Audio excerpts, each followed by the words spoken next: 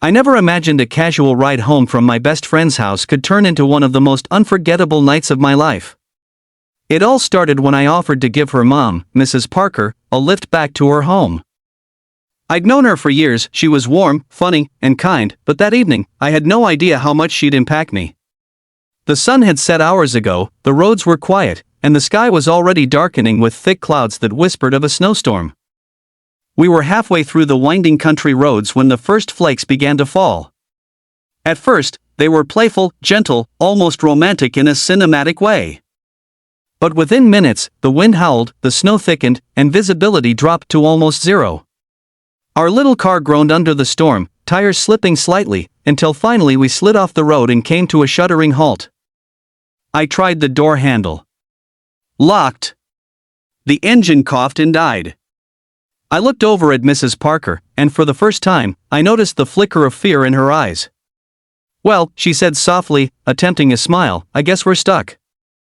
And just like that, two ordinary people, alone in a car in the middle of a raging blizzard, were thrown together in a situation neither of us had ever faced. At first, we sat in silence, listening to the wind battering the roof and the world outside turning into a white void. My hands were trembling, not just from the cold but from the anxiety building inside me. Mrs. Parker reached over and offered me a thermos of hot chocolate she had in her bag. Her calm presence was like an anchor, reminding me that panicking wouldn't help. "We'll have to keep each other warm," she said gently, with that subtle but reassuring smile that made her seem stronger than the storm itself. I laughed nervously, the absurdity of the situation sinking in. "Keep each other warm?" I asked. She nodded, her eyes serious now. "Yes. It's going to be a long night. We have to stay awake, stay alert, and stay together. Fear and cold are easier to fight when you're not alone." And so we huddled together as best we could in that cramped car, our shoulders brushing, sharing body heat, sharing stories, and slowly letting our fear transform into something less paralyzing, almost humanizing. The hours dragged on. I watched her carefully, noticing the faint worry lines that the stress had deepened across her forehead. I realized that Mrs. Parker wasn't just my best friend's mom anymore. She was a person with fears, regrets, and memories that I had never truly considered. She spoke quietly about her own childhood, about the challenges she had faced raising her daughter on her own, about moments of loneliness she had endured. I shared my own insecurities, my own doubts, and something incredible happened. We stopped feeling like a teenager and an adult forced together by circumstance. We became simply two people, two human beings finding solace in each other's company against the chaos outside. At one point, the car shuddered under a gust of wind, and I thought we might slide further off the road. My heart leapt, but she grabbed my hand, not forcefully, just firmly enough to ground me, and whispered, "We'll be okay. We just have to hold on, both to hope and to each other." That moment was something I can't really describe. It was a strange, intense mix of fear, connection, and comfort all wrapped into one. It made me realize how powerful human connection is, even with someone you never expected to rely on. We sang songs quietly, told jokes, and even played little games to keep our minds off the freezing cold.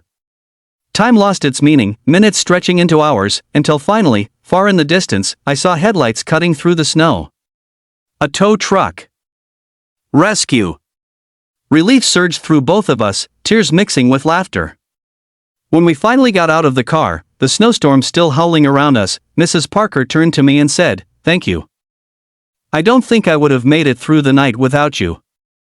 And in that moment, I realized this wasn't just about surviving a snowstorm, it was about learning to trust, to open up, to care for someone else in a way I hadn't before. By the time we reached her home safely, exhausted, covered in snow, and trembling, I felt something I had never felt before.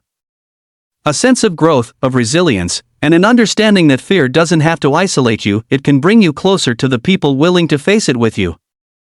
We hugged, not awkwardly, not casually, but with gratitude, respect, and a new bond that had formed under extraordinary circumstances. As I drove back home, the storm fading behind me, I realized that life often throws you into situations that feel impossible, terrifying even. But sometimes, those moments are exactly where you discover strength you didn't know you had, empathy you didn't realize you were capable of, and connections that stay with you forever. That night taught me more about courage, warmth, and human kindness than I could have ever learned from any ordinary day. If you've ever felt scared, alone, or stranded, whether literally or metaphorically, remember this: reaching out, staying connected, and trusting someone else can make the impossible feel manageable. And if this story touched you even a little, make sure to like the video, subscribe, and hit the notification bell, because sometimes, stories like this remind us that hope and humanity are never as far away as they seem.